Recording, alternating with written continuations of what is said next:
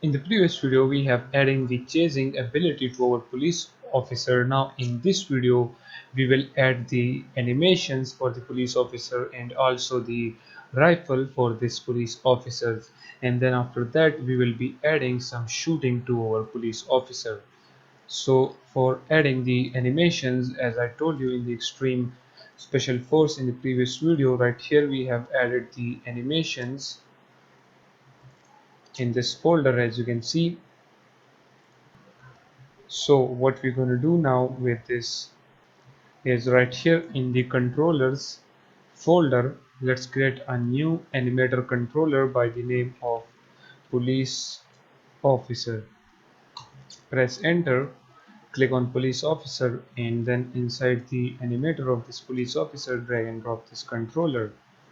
That is it. Now if we double click on it, here is the entry, then this is the any state, and this is the exact. We will move all of them right there.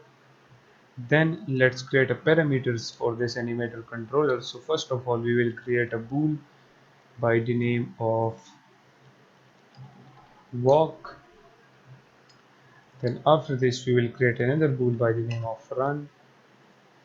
Then the next bool will be die, and the last bool will be the shoot. So this will be the 4 parameters. Then after the parameters, let's add the animations. So the first animation should be the walking animation. So if we see the name of it, it is the death animation. This is the run. Here it is. We have the walk animation right here. So just drag and drop the walk animation like that. And guys, feel free to use your own animations if you want to use.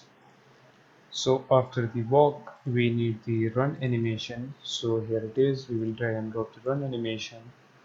Then we need the death animation. So we will drag and drop the death animation right here.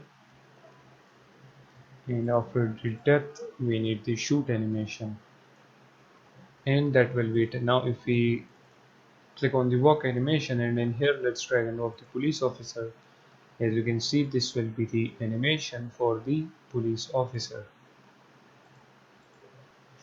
So now let's get a transition from walk to run, and then from run back to walk. Select the first one right here, remove as exact time, and in the condition make the run true. Then select the other one, remove as exact time, and right here make the run false, and make the shoot false as well. Then let's make a transition from run to shoot, and then from shoot back to run.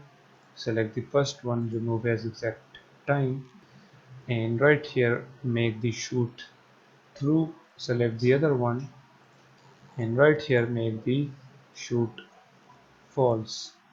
Then let's make a transition from walk to shoot, and then from shoot back to walk. Select the first one, right here make the shoot true, and in the other one, as you know, make the shoot false. Then let's make a transition from walk to death, then from run to death, and from shoot to death. Select these 3 transitions, and right here make the die true. That's it. Now if we select each of it, okay, it is not added to every of the transition, so we need to do it one by one like this, and that is it. So after these all transitions and parameters, our animator for the police officer is ready.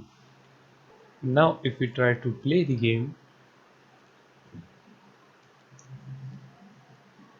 you will notice that by default the police officer will not play animation. Actually it is playing the animation, but it is stuck. This is because if we check the animator of the police officer, if you double click on it, as you can see, it is not set to loop time. So make sure that you set the walk animation to loop time, the run as well, and also the shoot to loop time as well. And the death will be just played once because this police officer will die once. Now if we play the game again, now As you can see, the police officer is playing the animation perfectly fine, as you can see.